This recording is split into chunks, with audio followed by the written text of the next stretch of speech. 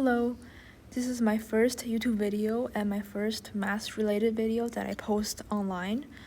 Today, I want to share 6 tricks for solving log equations.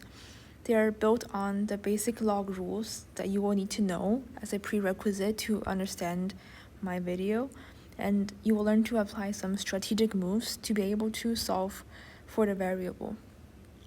You might have already known these rules or have discovered them on your own, but here is my summary for the tricks that I have found really useful when I was solving the problems. So here is a chart for the rules of logarithms that you will need to know before you solve for the problems. Here are their names and their properties. So in the chart, assume that a, b, m, and n are greater than 0, so these rules will work. The first trick I want to show is to bring the variable down from the exponent.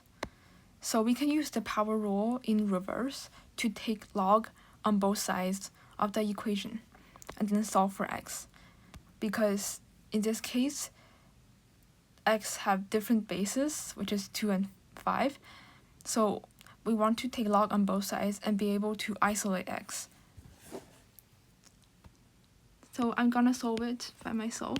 You can pause the video and solve it by yourself and check answers, or you can follow along.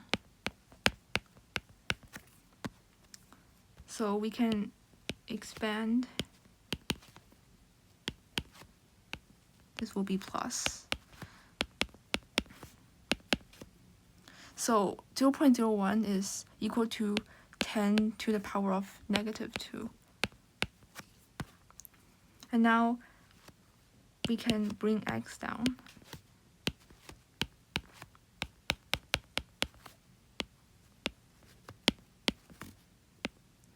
So since the base of the left side and right side are both 10, and then but looking at the right side, we can just write it as -2. So now let's expand and let every term be with itself.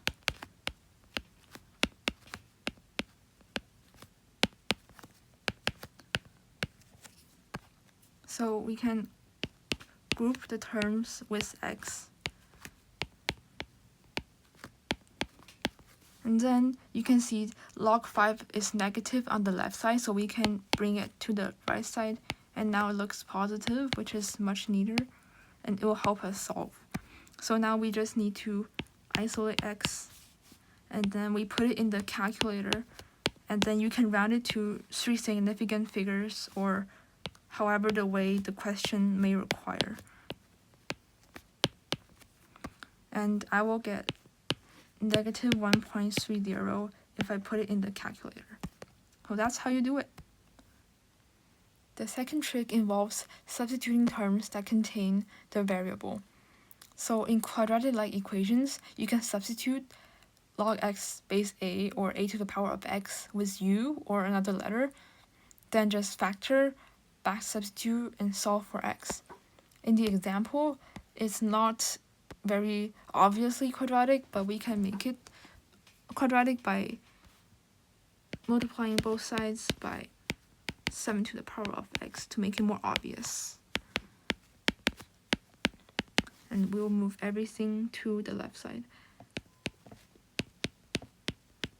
so it will be easier to substitute and factor.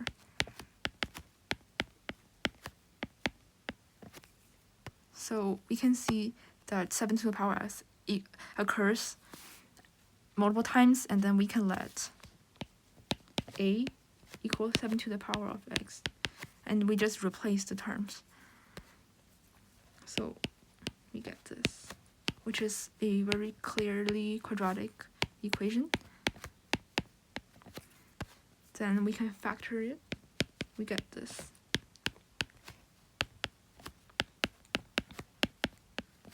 So in the first condition, we can have 5a minus 1 equaling 0. So 5a equals 1, a equals 1 over 5. then 7 to the power of x equals 1 over 5. So x1 equals log 1 over 5 base 7, and x1 is to three significant figures is about negative 0.827. Then for the second case,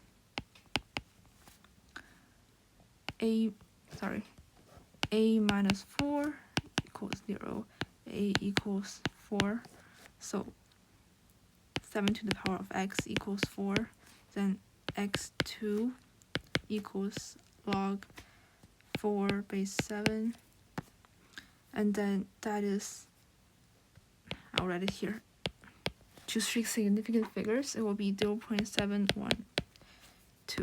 Okay, then that's how you solve it. The third trick is base unification.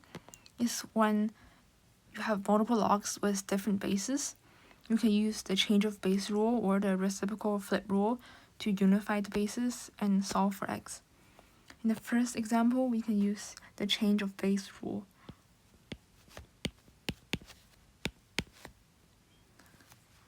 We can introduce the base 2 for both of them, because 4 is 2 to the power of 2, so we can get rid of log 4.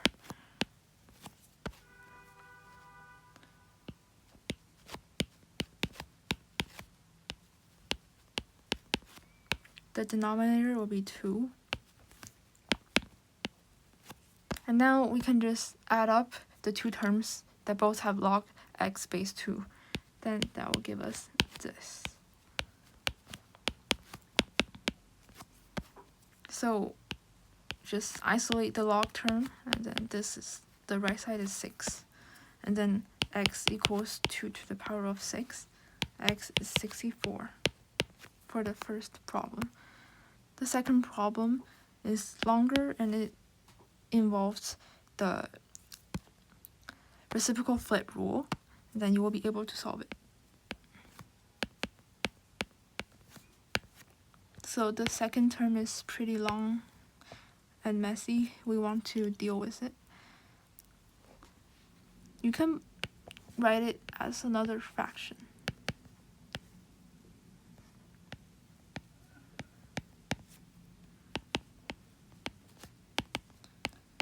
You can speed up the video if you find it slow.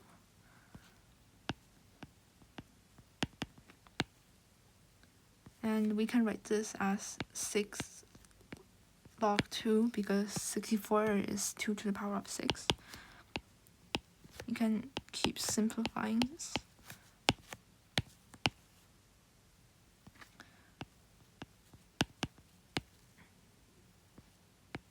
Simplifying this smaller fraction.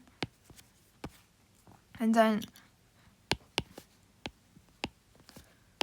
just flip the top and bottom.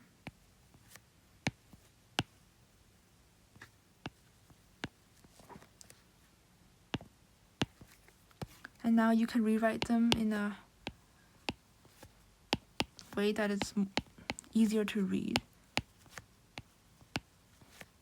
The base is 5. Okay, so keep simplifying it. So 2 to the power of 3 gives you 8, and then that will yield to this even more simple form.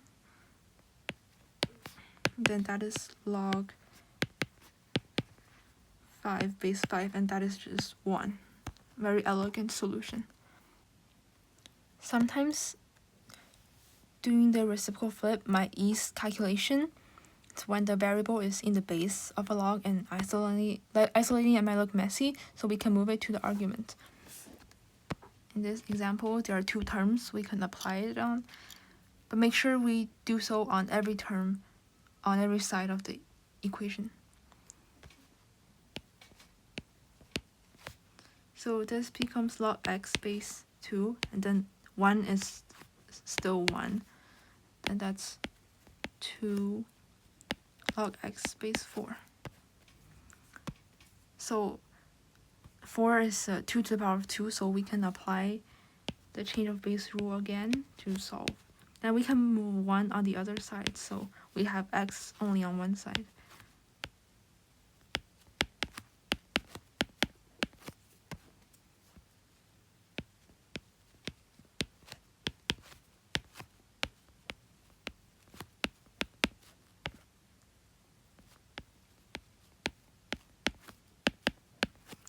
So it's really similar to what we did before.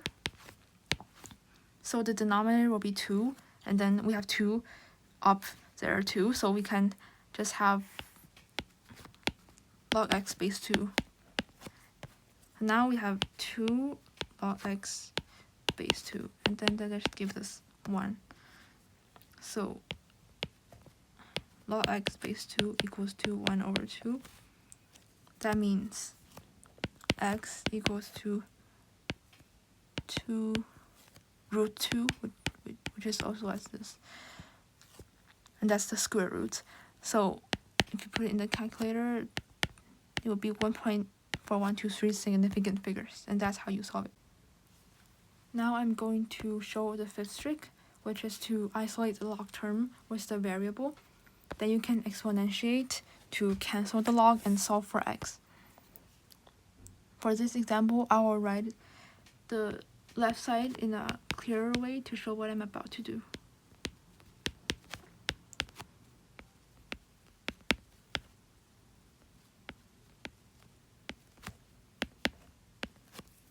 So you can factor out log x.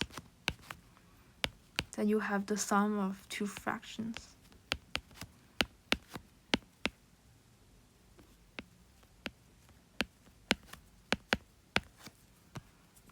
Then you can isolate log x by having 1 divided by the sum of those two fractions.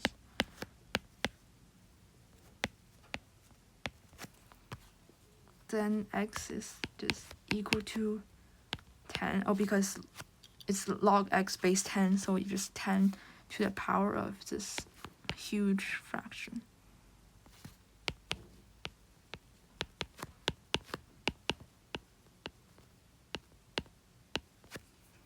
Then if you put it in the calculator, x is roughly equal to 1.92 to strict significant figures.